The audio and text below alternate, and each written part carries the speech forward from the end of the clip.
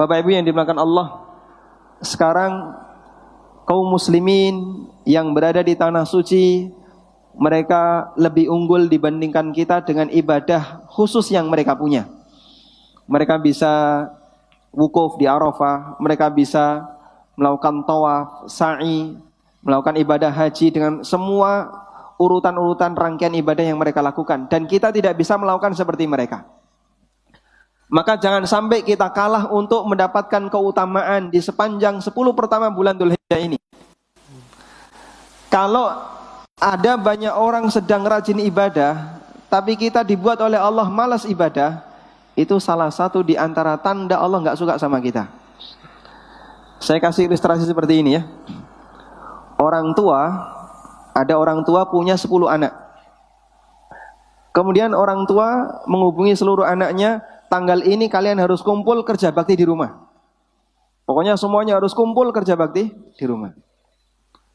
Tiba-tiba ada salah satu di antara anaknya yang dikirimi surat oleh orang tuanya, khusus untuk kamu gak usah ikutan. Kira-kira anaknya makin senang atau sedih, Pak? Ya? Senang atau sedih? Ketika orang tua meminta kepada anak-anaknya, buktikan bakti kalian kepadaku, hari ini, tanggal ini harus kumpul kerja bakti. Ada salah satu yang dikirimi surat, khusus kamu gak usah ikut. Kira-kira gimana? Anak ini kalau ingin mendapatkan kasih sayang orang tuanya, dia akan merasa sedih. Saya ingin terlibat ikut bantu orang tua, tapi bapak ibu gak mengizinkan. Bapak ibu memerintahkan kepada saya gak boleh ikut. Gak boleh ikut itu bukan memberikan kesempatan bagi kita untuk istirahat. Karena beliau tidak ingin melihat kebaktian kita kepada beliau. Artinya beliau tidak suka dengan kita. Sudah?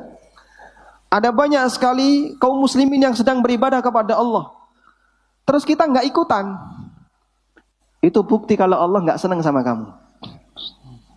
Makanya ketika Allah Subhanahu Wa Taala memberikan peringatan kepada orang-orang munafik, pada saat kaum muslimin, para sahabat, mereka berjihad.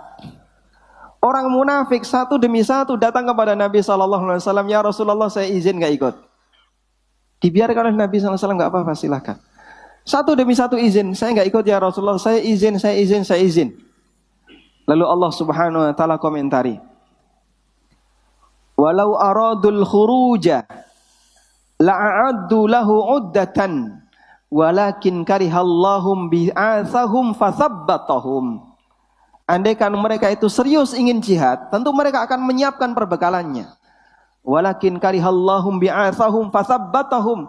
Namun Allah enggak suka melihat mereka terlibat dalam amal ini, sehingga Allah buat mereka malas untuk melakukan amal itu. Kalau yang lain rajin puasa, Anda kok malas puasa, bisa jadi itu tanda Allah enggak suka lihat kita puasa. Itu hukuman atau nikmat? Ya? Hukuman atau nikmat? Hukuman. Masya Allah, yang itu bisa menghatamkan Quran ketika Ramadan, saya kok nggak hatam. Jangan bangga, alhamdulillah, nggak capek. Bisa jadi itu hukuman dari Allah Subhanahu Wa Taala. Yang lain hatam kok kamu nggak hatam, malu seharusnya. Bisa jadi itu tanda Allah nggak suka sama kamu. Yang lain sedang rajin takbiran, kita nggak ikut takbiran. Yang lain sedang berlomba-lomba untuk ibadah di tanah suci, Anda nggak ikut. Bukan nggak ikut di tanah suci ya, Anda nggak ikut rajin beribadah di tanah air. Bisa jadi karena Allah Subhanahu Wa Taala tidak menyukai kita. Hukuman yang diberikan oleh Allah Subhanahu Wa Taala kepada sebagian hambanya yang tidak disukai oleh Allah, Allah buat dia malas untuk melaksanakan ibadah yang umumnya dikerjakan rame-rame oleh masyarakat, yang umumnya dikerjakan rame-rame oleh kaum muslimin. Nah itu bahaya hadirin. Makanya kita terkadang kita seharusnya merasa malu pada waktu ada kawan-kawan kita ikut ngaji, kita malas ngaji. Ini sama-sama lulusan Al-Azhar, tapi dia ikut ngaji, saya nggak ikut ngaji. Mayoritas ngaji kita sendiri yang nggak ikut. Bisa jadi Allah Subhanahu Wa Taala karena membenci kita, sehingga Allah buat kita malas untuk melakukan ibadah. Tayyib, Anda pernah nggak ketika mau melakukan ibadah terus terhalangi kaca, kok saya nggak bisa gerak? Nggak ada ya. Allah tidak menghalangi kita dengan cara seperti ini, tapi Allah menghalangi kita dengan batin. Allah tidak memberikan petunjuk kepada kita, sehingga kita menjadi malas untuk melakukan kegiatan ketaatan. Yang lain taat, kita nggak bisa taat. Yang lain baca Quran, kita nggak baca Quran. Yang lain mau belajar, kita nggak mau belajar. Bisa jadi itu tanda Allah Subhanahu wa ta'ala benci dengan kita. Sehingga Allah nggak ingin lihat kita melakukan ketaatan sebagaimana yang lain.